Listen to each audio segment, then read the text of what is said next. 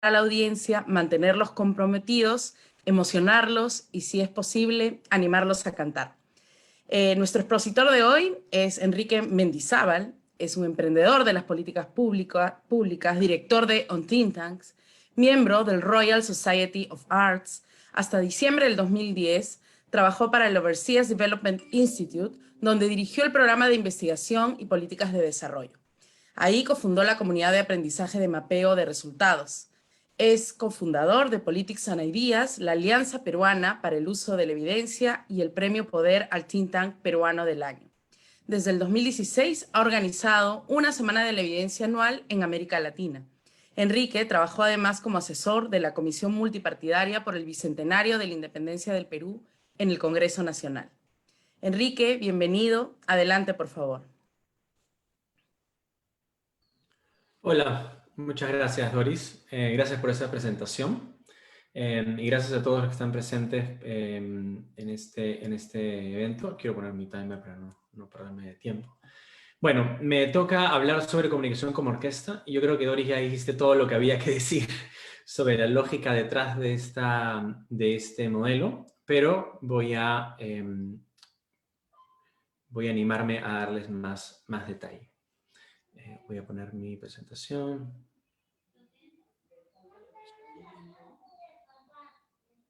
Listo.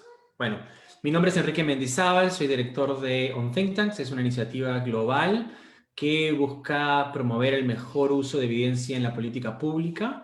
Los centros de investigación, centros de pensamientos o think tanks, para nosotros son una entrada a este espacio de políticas públicas basadas o informadas en evidencia.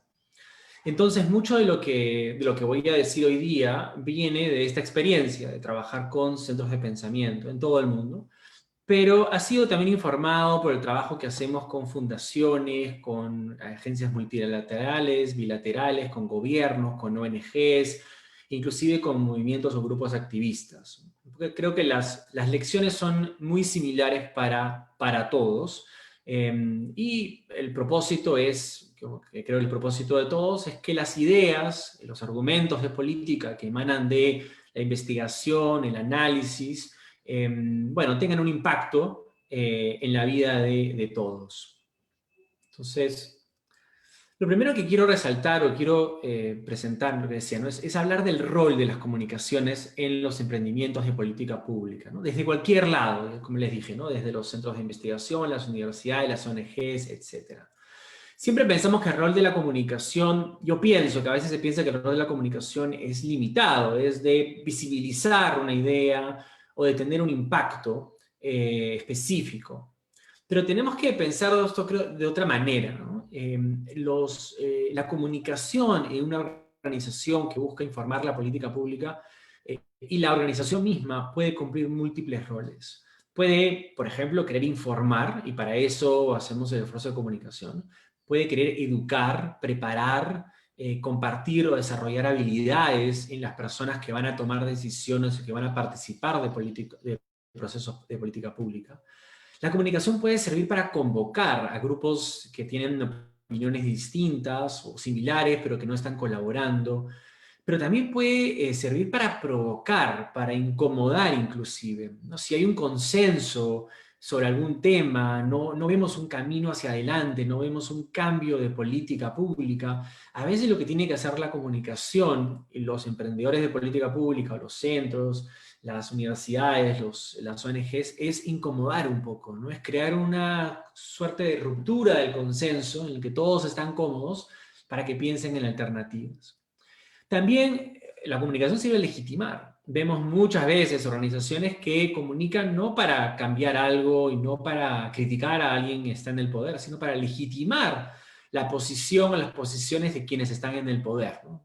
No siempre hay que pensar que estamos en contra del poder, a veces, y es muchas veces el caso, estamos con el poder, estamos queriendo apoyar el poder. Y finalmente la comunicación sirve no solamente para establecer agendas, para ayudar a tomar decisiones de política pública, sino también para ayudar a ejecutarlas o implementarlas, ¿no? Entonces son múltiples roles, seguramente hay más ahí.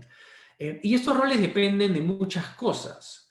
Van a depender del origen y los mandatos de las organizaciones. Una universidad probablemente no va a tener los mismos roles de un movimiento activista. Un centro de investigación público, por ejemplo, como los hay en el Perú y en otras partes del mundo, no va a tener el mismo rol que un centro de investigación independiente, ¿no? El segundo podrá querer incomodar al gobierno, el primero no lo va a querer hacer, ¿no? Va a depender de las experiencias y necesidades de las personas involucradas, del contexto en el que se encuentran. Es distinto comunicarnos ahora con el gobierno que comunicarnos hace una semana con el gobierno y que comunicarnos hace 2 semanas con el gobierno, ¿no? De las capacidades que tenemos en las organizaciones, los públicos objetivos a los que vamos, si se están queriendo comunicar o su público objetivo es el sector público, ¿no? Tomadores de decisiones. El rol que pueden jugar ustedes será distinto al que jugarían si el público objetivo es el sector privado, o si es la sociedad civil, o si son los jóvenes, etc., ¿no? Los objetivos que tenemos y finalmente el momento en el desarrollo de la organización o la iniciativa. No es lo mismo comunicar el día siguiente a ser fundado un centro de investigación o una ONG o un programa, a comunicar 2, 3 años después, cuando ya tiene una reputación, ya tiene una marca reconocida, ¿no? Ya tiene las redes que necesita para tener influencia, ¿no? Entonces, los roles van a variar, van a ser dinámicos en el tiempo. Antes de entrar a hablar de comunicación como orquesta, quiero hablar de algunos conceptos que son importantes, ¿no? El primer concepto es este del research uptake, o uso de investigación, no sé si hay una definición clara. Pero de aquí sale parte de la razón por la cual tenemos esta estrategia de comunicación de la investigación. Surge una demanda que existe de muchos actores importantes en el financiamiento de investigación para políticas públicas, una demanda porque la investigación sea utilizada. No basta que la investigación sea creada, sea producida, no basta que sea generada en buena calidad. Lo que están buscando es que sea utilizada. Y esto se debe a una serie de lo que yo llamo se alinearon los astros hace casi una década, un poco más, cuando el concepto de evidence-based policy, políticas basadas en evidencia, se combinó con la presencia de médicos en varias agencias de cooperación, una agenda de resultados y de value for money por la crisis económica del 2007, 8, 9, y una impaciencia que creo que está bastante bien ilustrado por el concepto de impatient optimist de la Fundación Gates, ¿no? Son impacientes en lograr cambios, ¿no?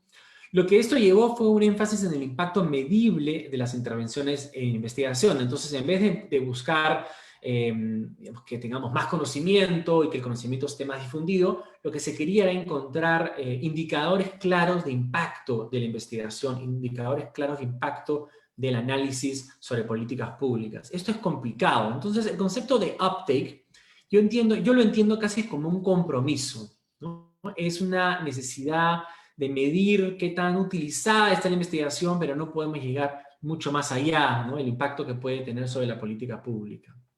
Y en la práctica, si bien la palabra uptake sugiere que la investigación es utilizada desde arriba, ¿no? Que es tomada desde arriba, y se enfoca mucho en el rol de los actores políticos, los ministros, viceministros, congresistas, presidentes, etc.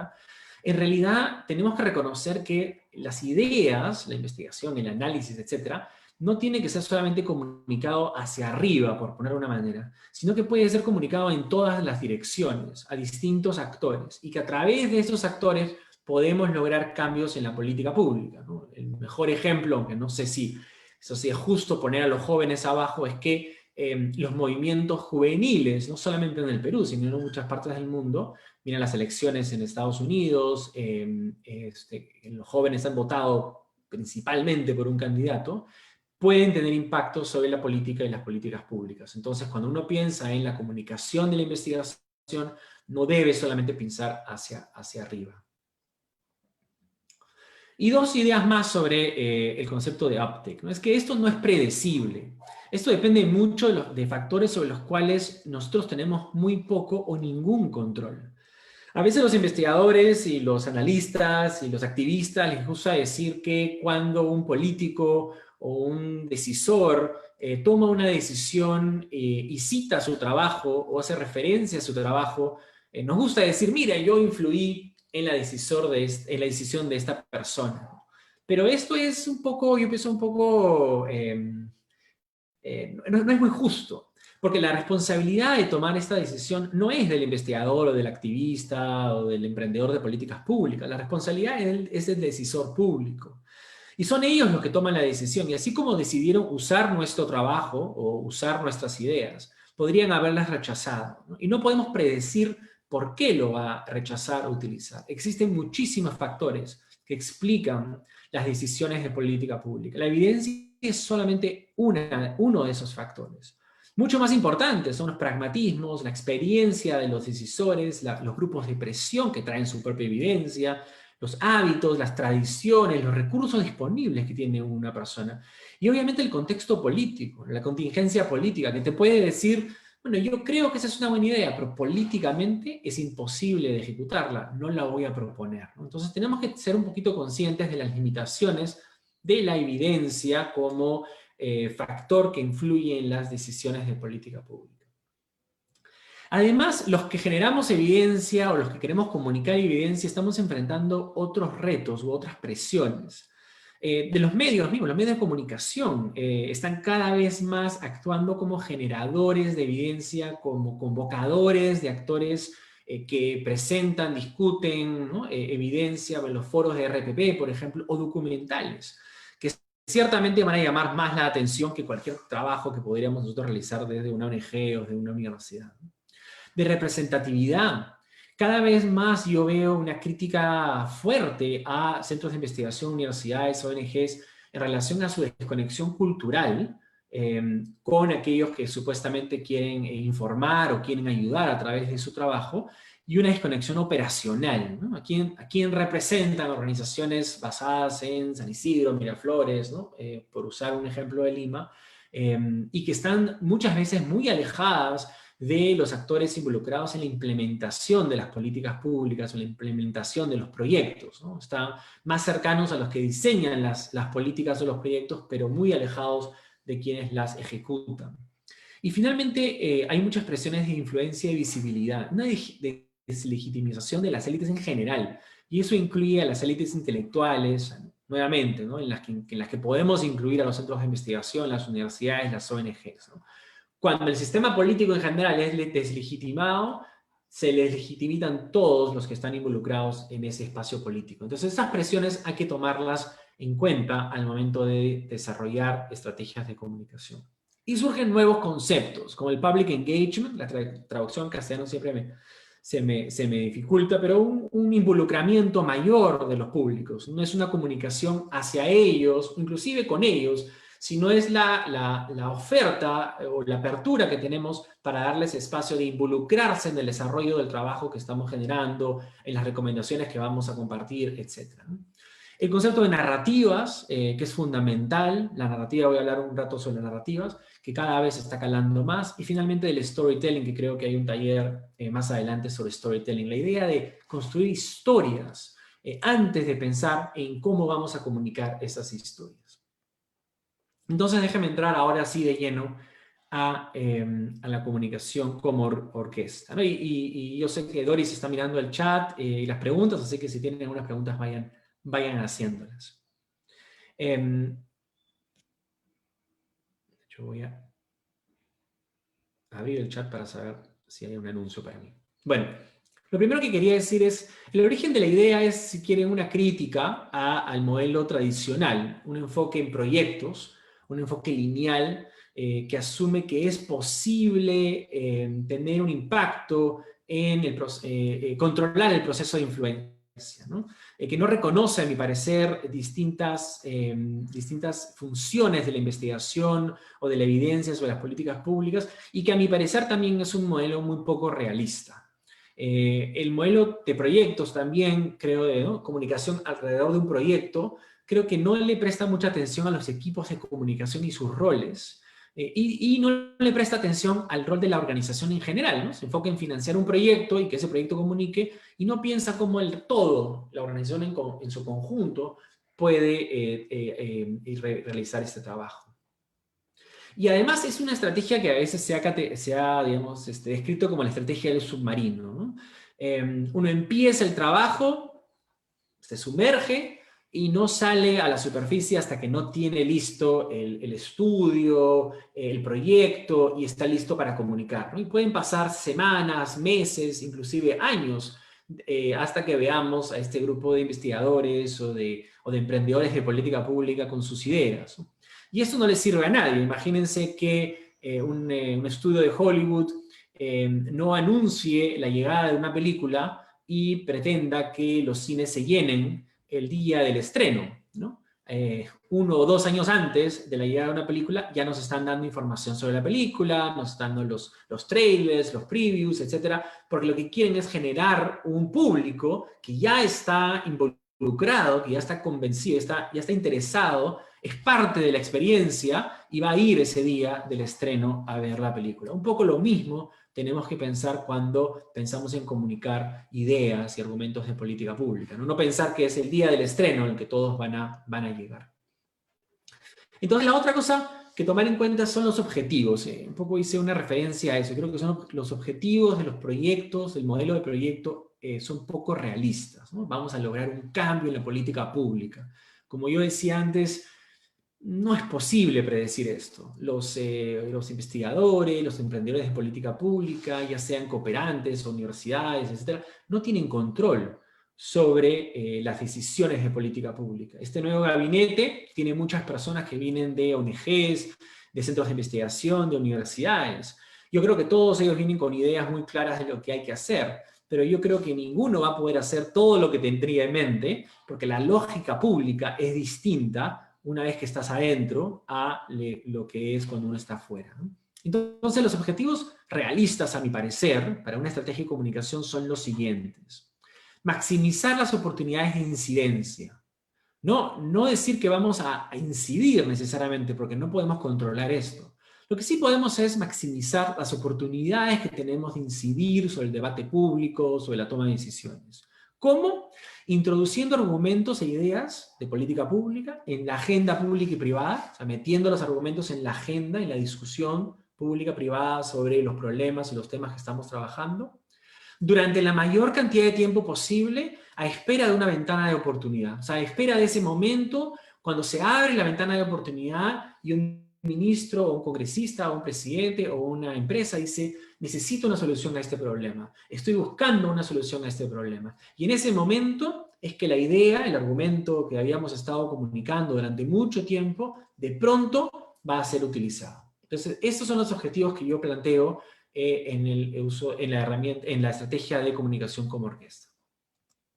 ¿Y cuál es la idea? No es muy compleja, ya la mencionó Doris, pero imagínense que el director o la directora de comunicaciones de un centro de investigación, para usar un caso que yo más o menos manejo mejor, o de una organización, lo que está haciendo es conduciendo una orquesta.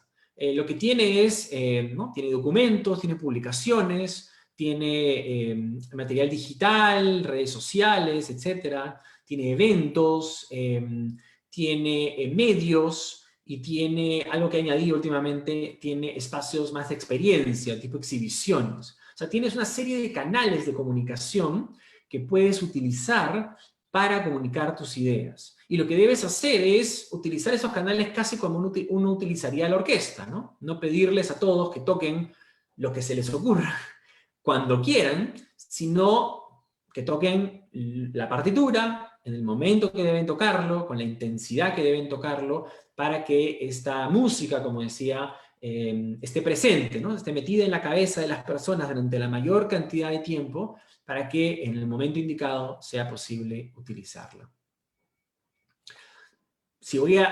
Regreso a la idea de la lógica del proyecto, lo que queremos evitar es publicar, ¿no? O diseminar porque acabó el proyecto. Lo que típicamente pasa es esto, ¿no? Acaba el proyecto financiado por X organización y publicamos todo lo que hemos producido durante ese proyecto, ¿no? Todos los documentos, los papers, infografías, hacemos un gran evento de clausura del proyecto al final de este proyecto. Pero ¿qué pasa si la ventana de oportunidad nunca se abrió durante la vida del proyecto? ¿Qué pasa si se abre, no sé, 3 meses después, 3 años después? ¿Qué pasa si hay un cambio brusco en el contexto político o social y de pronto hay demanda por nuestro trabajo? pero ya nos hemos ido, cada uno se fue a otro proyecto, se cerró el proyecto, la página web del proyecto se cerró, la información ya se publicó y no hay nadie que está disponible para seguir publicando. Entonces la sugerencia es que más bien publiquemos de manera estratégicamente en el largo plazo, durante el proyecto, cuando acabe el proyecto, y que sea posible seguir comunicando más allá del fin del proyecto. Y por eso hay que tener una mirada organizacional, y no solamente por proyecto. Entonces, esta música, ¿no?, a la que nos referimos, en realidad nos referimos a los argumentos de política pública, ¿no? Las ideas que están dando vueltas en nuestra cabeza, que tenemos presente en la cabeza cuando estamos buscando una solución o cuando estamos buscando entender qué ha pasado ¿no?, en nuestro sector o en nuestro país, ¿no? Y los argumentos de política pública, y esto antes que entre de lleno en la parte práctica de la comunicación como orquesta, los argumentos de política pública se construyen apelando a muchas cosas, ¿no? A evidencia, ciertamente, pero también a valores, a experiencia, a anécdotas, a intereses personales y sobre todo a narrativas. Yo creo que es un error cuando los técnicos y a veces los investigadores insisten en que la evidencia habla. La evidencia no habla por sí sola. La evidencia, ¿no?, el método científico te dice lo que es o lo que pasó, pero no te dice qué hacer. ¿Qué hacer? ¿No? La acción de decidir qué hacer, dado un hallazgo científico, ya es del campo de los valores. Ya involucra la experiencia que uno puede tener, las experiencias que ha tenido y que le pueden decir qué puede funcionar y qué no puede no funcionar. Y para convencer a las personas con las que uno se comunica, necesitamos apelar a sus valores, a su experiencia, a anécdotas que generen en ellos alguna reacción, a los intereses personales, políticos, privados, etcétera, de nuestros públicos, y obviamente a las narrativas que gobiernan cómo entendemos el mundo. Y la narrativa es una cosa sumamente importante, y eso es como que la música de fondo de todo lo que hacemos. La narrativa es una forma de poder, ¿no? No es simplemente una historia, un cuento, pero es una forma en la que las personas entendemos el mundo, en la manera en que nosotros miramos un mundo complejo y usamos narrativas para darle sentido a ese mundo. Y entonces dentro de esa narrativa es que operamos, ¿no? Hay personas que ven el mundo y piensan, el Estado es muy grande. Esa es la manera de entender el mundo. Cuando ven un problema en la política pública, la manera de racionalizarlo es a través de esta idea que el Estado es muy grande y muy ineficiente, y entonces hay que hacer algo al respecto. Lo mismo ha pasado con la idea de que los contagios son la irresponsabilidad de las personas. Es una manera de entender lo que pasa. Entonces uno ve evidencia y puede usar esa evidencia encajándola, haciéndola encajar en esa narrativa que gobierna nuestras ideas, y obviamente las recomendaciones de política que podemos proponer sobre la base de esa narrativa van a ser muy particulares. Entonces, entender las narrativas en las que estamos es fundamental. Y finalmente, el otro punto que iba a decir es que al momento de desarrollar nuestros argumentos, el momento de desarrollar nuestra estrategia de comunicación, lo que típicamente hacemos es hacer el estudio, hacer la investigación, el análisis, y después saltamos directamente a los productos de comunicación. Hacemos un reporte primero y después lo convertimos en varias cosas, un paper, un artículo de opinión, un video, un evento, etc. Ese es también el modelo tradicional, el modelo de proyecto. Pero lo que propone el modelo de comunicación basado en orquesta o en historias o en narrativas es distinto. Hagamos la investigación o el análisis, desarrollemos la historia, desarrollemos esa partitura, esa música que queremos compartir. Y después decidamos cuál es la mejor manera de comunicarlo, cuál es el mejor canal de comunicación, ¿no? O sea, no nos obliguemos a usar todos los instrumentos, ¿no? Todos los vientos, todas las percusiones, todas las cuerdas, ¿no? Hay que tener la historia primero. Y una vez que tengamos la historia primero, la música primero, decidimos, bueno, ¿cuál es el instrumento más adecuado para contar esta historia? Y esto es importante, porque el típico enfoque es el primero, ¿no? Investigación, reporte, y después convierto mi reporte en varias cositas. Esto es distinto, genera conocimiento, desarrolla tu historia y después decide cuál es el mejor canal de comunicación para tu historia. Creo que hay alguien que no está en mute y está haciendo un poquito de bulla, no sé si lo pueden revisar, Dori, por favor. Entonces entro a hablar sobre los pasos para desarrollar una estrategia usando este enfoque de comunicación como orquesta. No voy a hablar de los últimos dos, voy a hablar del universo de canales de herramientas de comunicación, voy a hablar de la elección del portafolio y de algunas tácticas o reglas para el concepto de reglas y tácticas a la hora de implementar la estrategia. Pero veo uno de los chats que hace referencia a los recursos, así que voy a hacer mención a este tema de los recursos. No toco el tema del monitoreo de aprendizaje porque es un tema, digamos, es un tema en sí mismo y el tiempo que tenemos no nos da, pero creo que es importante retornar a los objetivos que planteé hace un rato, ¿no? El objetivo no es necesariamente que la política pública cambie. El objetivo es estar presente en el debate público, en la agenda pública, durante la mayor cantidad de tiempo. Yo creo que esto es más sencillo de monitorear. Entonces, el universo de canales y herramientas. Estos son unos ejemplos, obviamente. Ustedes conocerán nuevos. Este trabajo, esta diapositiva la hice hace ya varios años, la he actualizado un poco, pero definitivamente pues, hay muchísimos otros productos o herramientas de comunicación que se están usando hoy en día y que vale la pena considerar.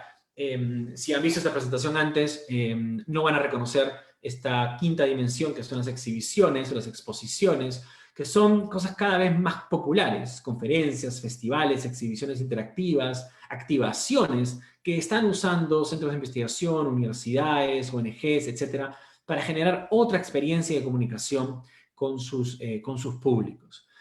Lo importante es reconocer que hay un universo bastante amplio de herramientas de comunicación por cada canal. Y es importante saber elegir. Pero sobre todo es importante estar al tanto de estas herramientas. Yo creo que uno de los trabajos, los roles fundamentales de los equipos de comunicación o de los líderes de una institución es estar al tanto de lo que están haciendo otros, no solamente en el Perú, sino a nivel mundial. O sea, qué herramientas de comunicación están utilizando para tener el impacto que tienen y no basarnos en lo que hacemos normalmente nosotros, ¿no? Entonces quiero hablar de cada uno de estos canales muy brevemente, porque es importante resaltar algunas cosas. Entonces, unas palabras sobre publicaciones. Yo creo que la idea de la publicación, las cosas que publicamos, que pueden ser, como digo, documentos de trabajo, pueden ser documentos breves, documentos de política, memorias, reportes, etc., es que no es solamente un producto que comparte contenido. Lo importante no solamente es el contenido dentro de este documento.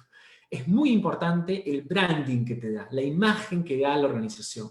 Entonces es importante invertir no en productos dispersos, sino en una línea editorial, una línea visual de publicaciones. Segundo, es importante pensar no en la publicación como un gran producto, sino en la publicación como una serie de publicaciones intermedias. Por ejemplo, si uno tiene que preparar un reporte sobre la base de un gran estudio, uno puede pensar que es un reporte y lo publica y es un gran reporte, o un libro grueso, ¿no?, que la gente se puede llevar a su casa. Pero es raro y es poco probable que ese reporte o ese estudio tenga impacto. Y es poco probable que uno pueda comunicar este estudio más de una vez. Comparto el reporte, el PDF del reporte una vez y ahí quedó. Pero ese reporte se puede desmenuzar en partes, ¿no? Si la idea de la comunicación como orquesta es comunicar a lo largo del tiempo, podemos, por ejemplo, convertir la sección de objetivo de la investigación en un artículo corto o en un blog. El método, la sección de metodología, la podemos convertir en una nota metodológica que puede ser de interés para otros investigadores. La sección de la revisión bibliográfica se puede convertir en un documento separado, una bibliografía anotada, una revisión bibliográfica que tiende a ser un documento de mucha demanda en cualquier página web de cualquier centro de investigación, universidad o ONG. Lo que uno va haciendo va generando interés en el reporte final y va compartiendo las partes del reporte a la medida que va avanzando. Al final, puedes juntar todas estas partes en el reporte final, pero no tiene que ser una sola cosa. Y finalmente, algo que les recomiendo que busquen online, y pueden buscar en nuestra página, es el concepto de publicaciones no lineales, que está tomando fuerza. Es decir, si la realidad, ¿no?, es compleja, es no lineal, ¿por qué convertimos investigaciones y evaluaciones en un documento lineal, en un PDF lineal? Entonces se está empezando a innovar con distintas herramientas digitales para poder desarrollar documentos no lineales, donde uno puede decidir la manera en la que entra al tema y los pasos que da, ¿no? Como esos libros que habían antes, donde uno iba leyendo y decía, ¿quieres seguir adelante? Entonces anda a la página 25, ¿no? ¿Quieres regresar al cuarto de donde viniste? Pasa a la página 40, ¿no? Que te permite decidir el camino que vas a tomar. Y eso es una manera también de hacer publicaciones que permitan, pues, una mayor interacción con el público. Unas palabras sobre eventos. Creo que para los comunicadores esto es obvio, y creo que el hecho que estamos haciendo más eventos en línea estos días es igual de relevante, ¿no? Yo creo que uno de los principales problemas de la organización de eventos es que en vez de organizarlos deberíamos producirlos. Debemos pensar en un evento como algo fundamental, es sumamente importante, es uno de los canales de comunicación más efectivos, porque es probablemente el único canal en el que vemos la reacción, en el que estamos cercanos a la reacción de nuestros públicos, ¿no? Aún en línea, ¿no? Después de esta presentación habrá una oportunidad de interactuar con algunos de ustedes, yo puedo ver los comentarios, pero hay una oportunidad de interactuar, ¿no? Entonces tenemos que tener un argumento, una narrativa básica desde el comienzo, pensar en los panelistas después, tener moderadores, ¿no? Pensar que el público es fundamentalmente importante y lo que hagamos tiene que tomar en cuenta sus intereses y su experiencia. Es decir, no pensar en un evento como una oportunidad para que nosotros, los que queremos decir algo, compartamos algo, sino pensar en un evento como una experiencia, como una oportunidad de entretener a un público, ya sea porque va a aprender algo, ya sea porque va a compartir con otros, entretenerlos de una manera intelectual durante un tiempo importante. Es una excelente manera de darles en ese momento nuestros estudios, nuestras propuestas, escucharlos, etc. Los medios, fundamental es saber que los medios cambian a pasos acelerados, ¿no? Y una de las cosas más importantes que yo he aprendido en comunicación, y parece que ustedes también lo van a saber, ¿no?, es que los medios no sirven para todo, ¿no? Los medios de prensa tradicionales todavía son fundamentales, todavía son importantes, ¿no? Por más que las redes sociales te abren un abanico de posibilidades, una nota en un programa de noticias a la hora estelar en la noche te puede ayudar a generar un interés en tu tema y marcar la agenda, ¿no? Pero hay distintos objetivos, y cada programa, y cada diario, y cada revista, y cada canal o cada estación de radio tiene funciones distintas y no hay que confundirlas, ¿no? Y finalmente es fundamental desarrollar relaciones con los periodistas y los editores.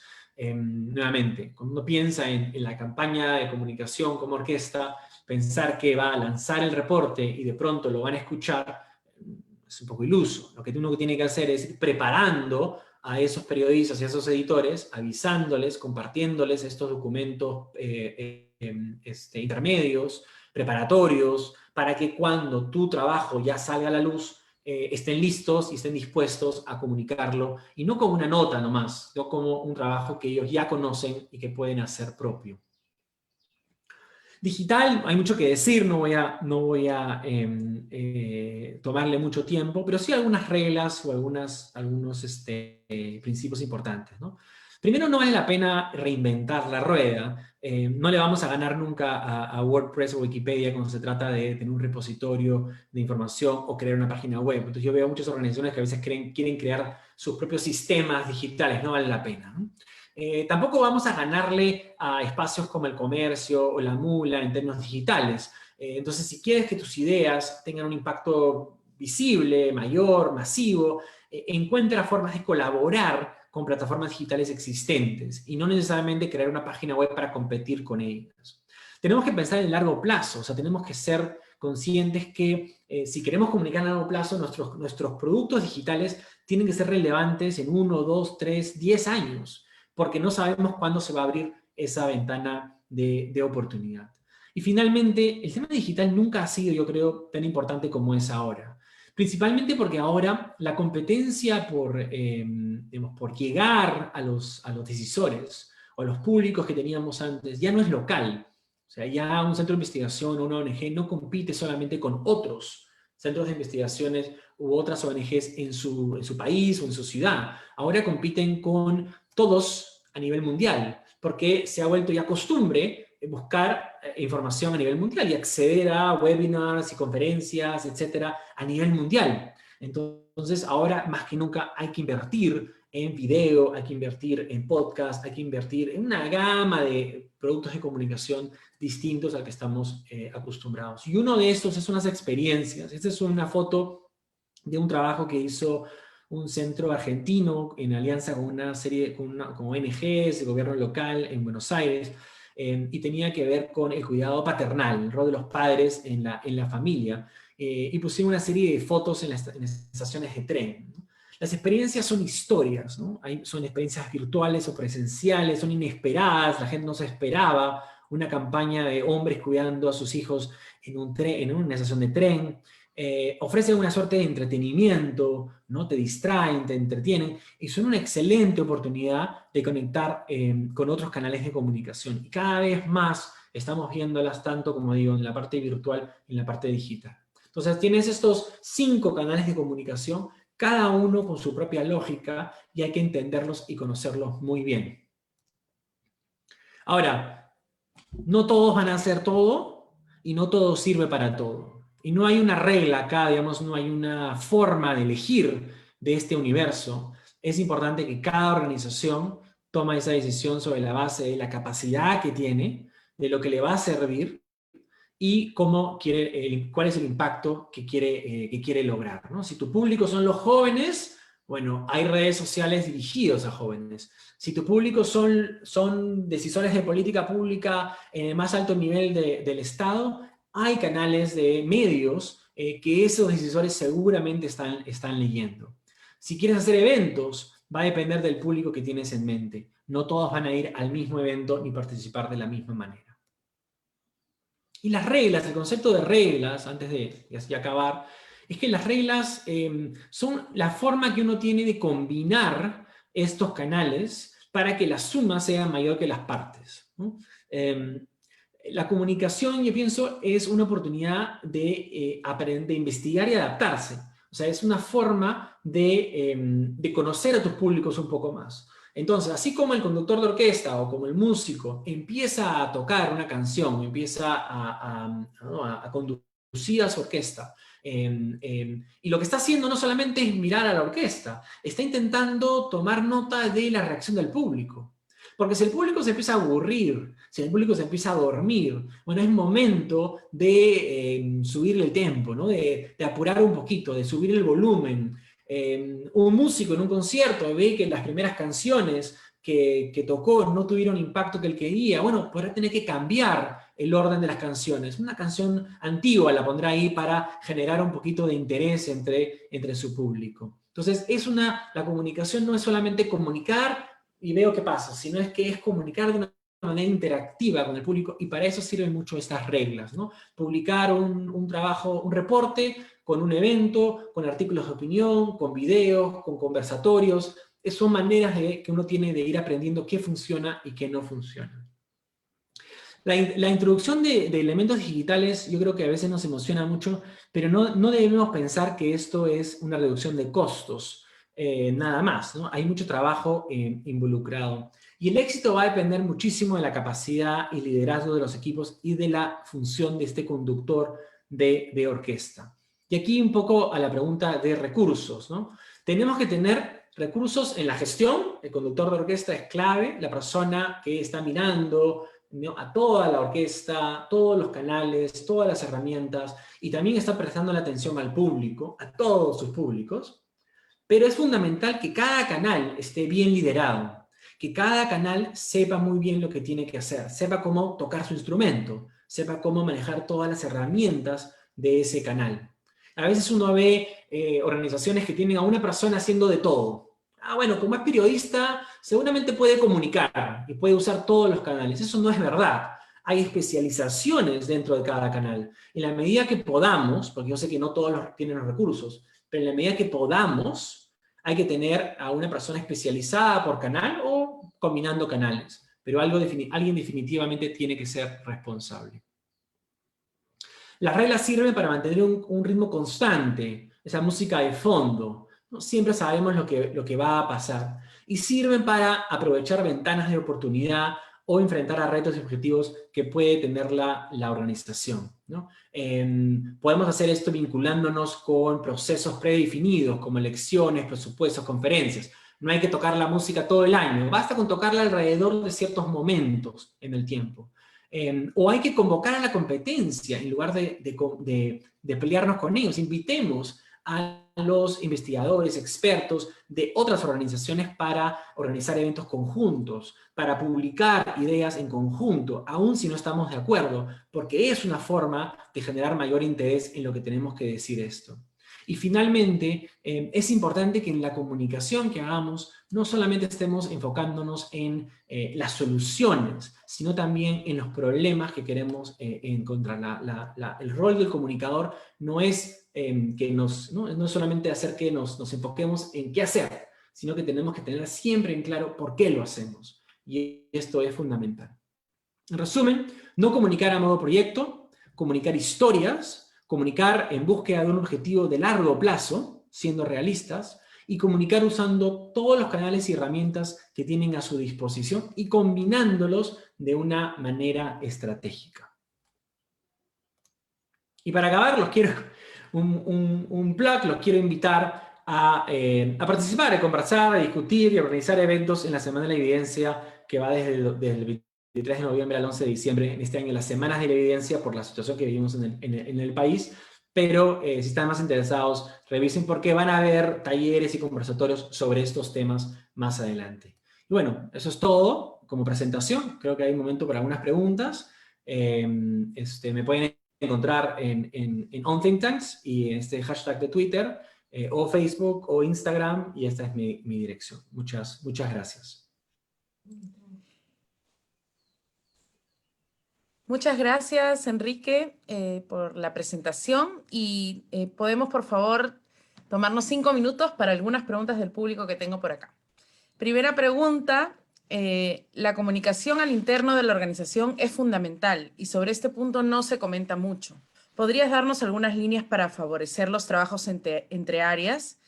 Y una pregunta también relacionada, ¿cómo debería organizarse el área de comunicaciones de una organización de investigación para poder trabajar mejor bajo el enfoque de comunicación como orquesta? Después hay un par de preguntitas más, pero creo que para seguir con el tema te dejo con esas dos. A ver, intento ser breve en la primera. No soy muy bueno en la primera pregunta, en el tema de comunicación interna. De hecho, en mi organización, somos una organización que trabaja a nivel global, somos como 20 personas más o menos trabajando, somos asociados, un poco una red casi, y estamos todos en literalmente todos los continentes, ¿no? Sí, es un tema comunicarnos. Yo siempre he pensado que una buena comunicación hacia afuera, cuando las organizaciones son muy buenas comunicando todo lo que hacen, o sea, todos los proyectos en los que están involucrados, desde el momento que empiezan hasta el final, y lo hacen a través de una diversidad de canales, newsletters, ¿no? Tu página web, redes sociales, etcétera, etcétera. Lo que estás haciendo también es facilitar la comunicación hacia adentro, porque es posible que el equipo, y tus donantes inclusive, estén siempre al tanto de lo que está pasando en tu organización o en tu proyecto, porque no estás dejando nada guardado para después. Entonces, lo que puedo decir es que combinar la comunicación, o sea, pensar que la comunicación hacia adentro debe ser parte de la comunicación en general, no separar estas dos funciones. El segundo punto sobre la organización del equipo de comunicación en un centro de investigación. Esto va a depender. Lo primero que yo diría es que los centros de investigación en general, universitarios, independientes, más activistas, tienen que reconocer que la investigación no es una cosa que se suma al final, no es un aditivo, no es el hermanito menor, digamos, ¿no? Debe ser central, fundamental a lo que hace la organización. O sea, no es el 2%, el 3% del presupuesto. Debe ser más cercano al 50% del presupuesto. O sea, lo digo de esa manera, ¿no? Una gran investigación que no se comunica no sirvió para nada, ¿no? Entonces, no lo subestimemos. Pero yo soy consciente que muchas organizaciones no tienen los recursos. Lo que yo recomendaría es que exista una persona que lidera siempre, que lidera las comunicaciones. Y que esta persona no esté a un nivel digamos, de un nivel junior, sino que esta persona esté al nivel más senior posible. Entonces, si no tiene muchos recursos, por lo menos que la persona encargada de comunicaciones esté al mismo nivel que los investigadores, que los analistas senior, inclusive que otras personas encargadas de la gestión de la organización. Porque el comunicador tiene que ser capaz de incidir en la agenda de investigación de la organización y tiene que ser capaz de incidir en la estrategia de divulgación y de comunicación de la investigación.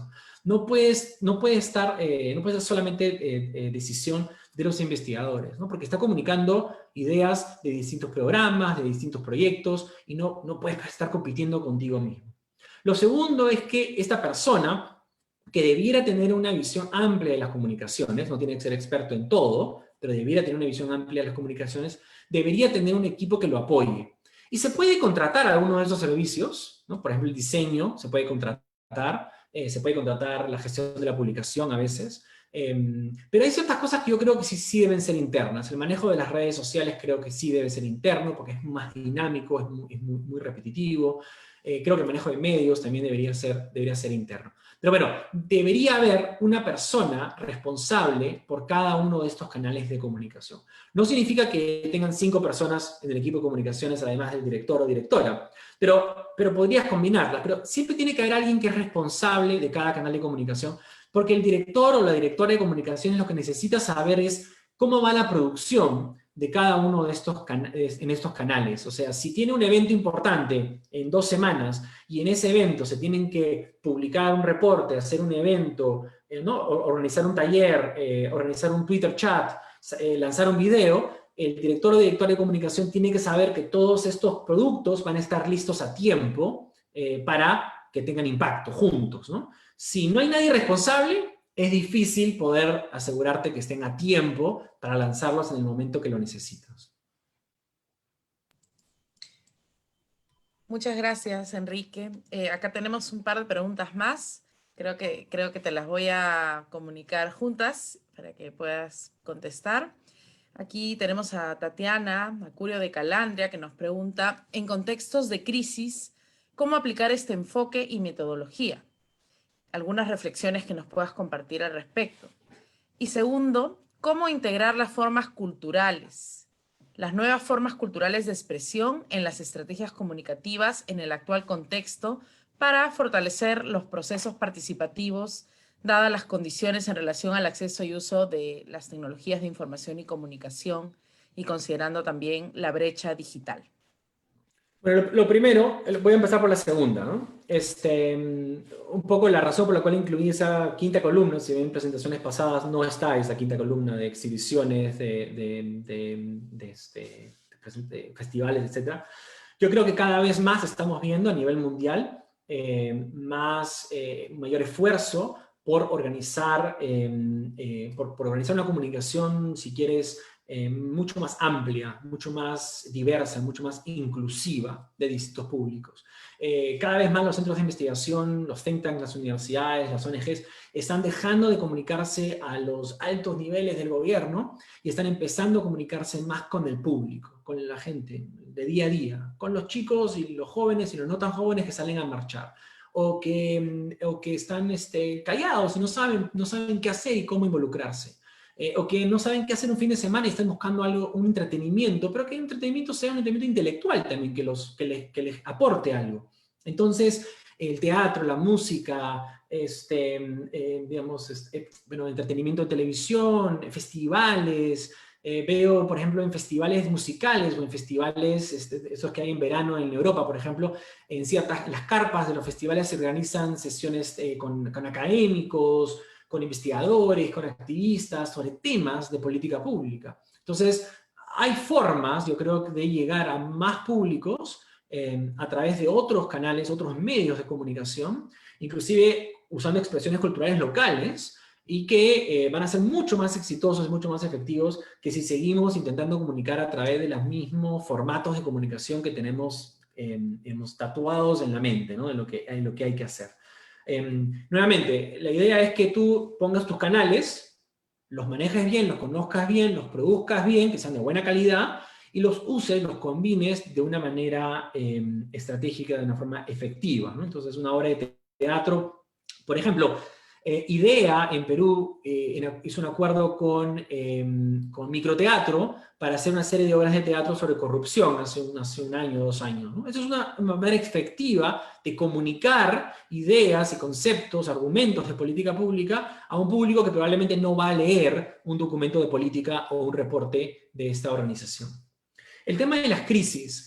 Yo creo que si uno ve la historia de los centros de investigación, uno ve la historia de ONGs involucradas en temas de política pública en el largo plazo, lo que ve es que alrededor de las crisis, el rol más importante que pueden jugar no es un rol de dar soluciones. Yo creo que cuando estamos en medio de una crisis, lo que los centros de investigación, las ONGs deben hacer no necesariamente es ofrecer soluciones, sino que tienen que ayudarnos a darle sentido a lo que ha pasado, ayudarnos a entender qué pasó. ¿Cómo llegamos a esta crisis política? ¿Cómo salimos? Yo creo que no sabemos. Pero ¿cómo llegamos? Porque hasta que no entendamos bien cómo llegamos, las opciones van a ser siempre muy cortoplacistas. Lo mismo pasa el rol de los think tanks chilenos cuando entra Pinochet. Los primeros años, en los 70s en Chile, los think tanks chilenos se dedican a pensar qué pasó, cómo Chile perdió la democracia. Y de ese pensar qué pasó, salieron las estrategias de los 80s que ayudaron a recuperar la democracia.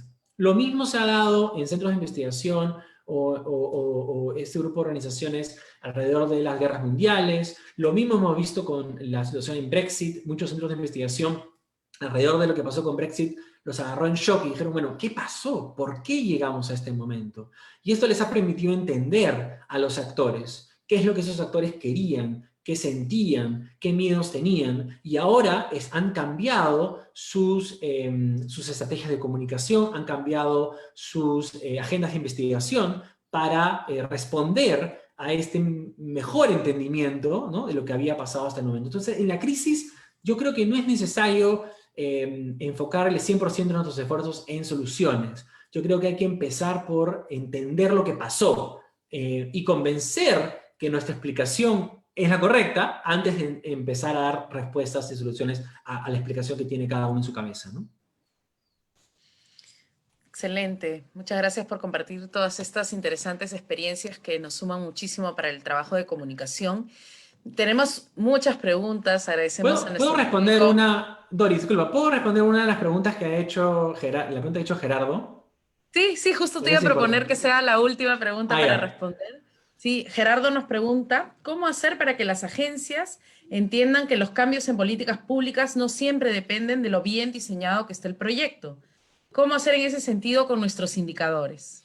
Mira, Gerardo, y yo creo, y aquí hablo un poco por experiencia, ¿no? Yo me he pasado mucho tiempo trabajando en organizaciones y organización donde cuando pedíamos financiamiento en la agencia de cooperación, en la fundación, y respondíamos a un pedido de propuestas o mandábamos nuestra propuesta, y claro, para ganar la propuesta, para ganar el proyecto, vendíamos el oro y el moro, ¿no? Decíamos, prometíamos todo. Vamos a lograr el cambio, ¿no? Y el donante premiaba eso porque veía, sí, seguramente van a lograr este cambio, esto es lo que queremos. Yo era consciente en ese momento, y lo soy ahora, que eso es una mentira, que estamos mintiéndole al donante. El donante debe saberlo, la agencia de cooperación debe saberlo, no son tontos, pero creo que es responsabilidad de nosotros, los que estamos apelando a los recursos de una agencia, no educarlos, porque yo creo que saben, pero decirles las cosas como son. O sea, hacer notar que aquellas organizaciones que prometen que dentro de un proyecto van a poder resolverlo todo, lo que están haciendo es no ser del todo honestos, por ponerlo de una manera. Y que lo que uno hace al reconocer la complejidad, al reconocer el riesgo que uno no puede controlar, al reconocer que uno tiene que tener mucha flexibilidad en el diseño del proyecto porque las cosas pueden cambiar de un día para otro, es de hecho ser un socio más honesto, más sincero, y que va a hacer un mejor uso de sus recursos y de los recursos de la organización. Entonces, hay que cambiar la relación que tenemos con las agencias de cooperación y las agencias públicas que demandan que un proyecto, ya sea un proyecto de política pública o un proyecto de una ONG, tenga un impacto, ¿no? Y que esa promesa esté escrita en algún lado y que nos juzguen contra ese impacto, ¿no? Hay que como que empujar un poquito hacia atrás, decir, mira, la realidad es más compleja, tú lo sabes, yo lo sé, intentemos desarrollar algo, diseñar algo que incorpore esa realidad y que no nos haga a nosotros tener que mentir para poder ganar el financiamiento o para poder ganar el apoyo político del ministerio para ejecutarlo. Es un poco una mayor comunicación entre las partes, creo que es fundamental. Excelente, Enrique. Muchísimas gracias. Ha sido una ponencia muy interesante. Todos nuestros comentarios están agradeciéndote por esta jornada. Y bueno, nos vemos contigo la próxima semana, que ya inicia la Semana de la Evidencia, que es definitivamente un espacio que no nos podemos perder para seguir aprendiendo sobre este tema tan importante. Y con todas y todos los que nos han acompañado el día de hoy, agradecerles su presencia, comentarles que los esperamos la próxima semana, misma hora, mismo canal, para hablar sobre storytelling, un tema que sin duda ha cobrado muchísima importancia y que exploraremos todo el potencial que tiene esta herramienta para nuestro trabajo en comunicaciones. Y con eso nos despedimos. Muchas gracias.